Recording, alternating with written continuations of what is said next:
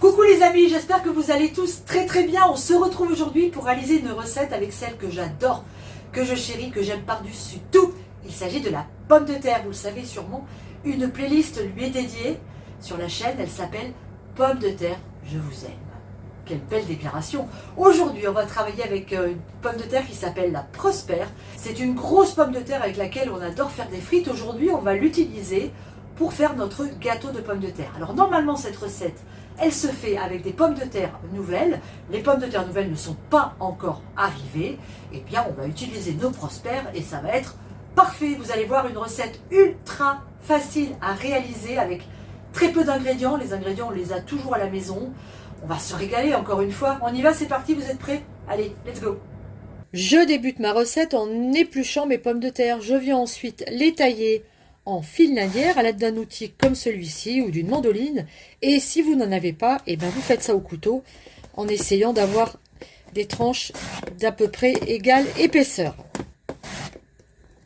Ça y est, nos pommes de terre sont taillées. Regardez la taille à peu près. Pendant que vous faites ça, vous mettez à chauffer 2 litres d'eau avec 3 cubes de bouillon de poulet. C'est parti, dès que ça bout, je mets mes pommes de terre à l'intérieur de ce bouillon et je vais les laisser pré-cuire pendant 5 minutes en maintenant une légère ébullition. C'est parti.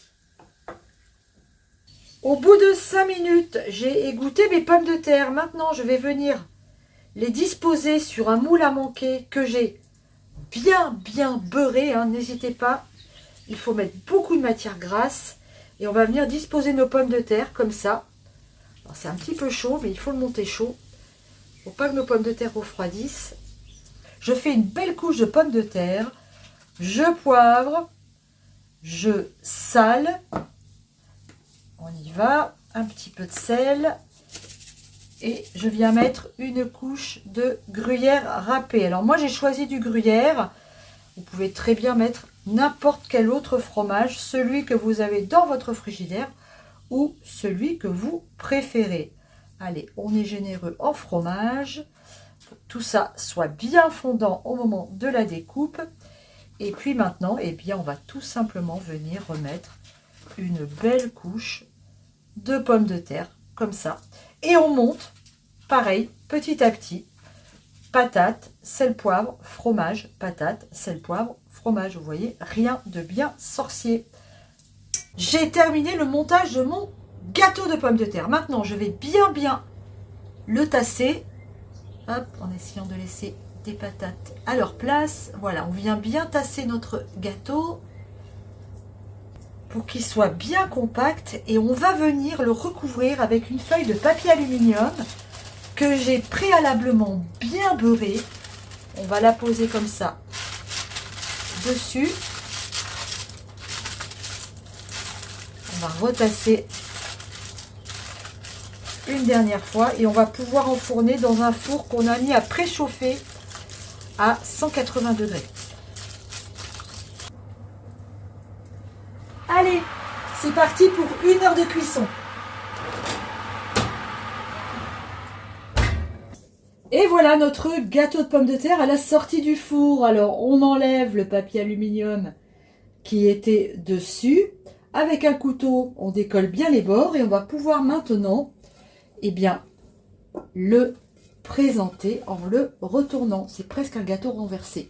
Hop, parfait. Si vous avez bien beurré votre moule à manquer, vous n'avez aucun souci de démoulage. Et voilà les amis, ce magnifique gâteau de pommes de terre. Oh là là, c'est croustillant dessus, ça va être fondant à l'intérieur, c'est une petite merveille. C'est un gâteau qui, vous le voyez, se découpe très facilement. Vous allez faire de jolies parts et ça avec une belle salade verte du potager. C'est une merveille, je vous le garantis. Alors on va le goûter.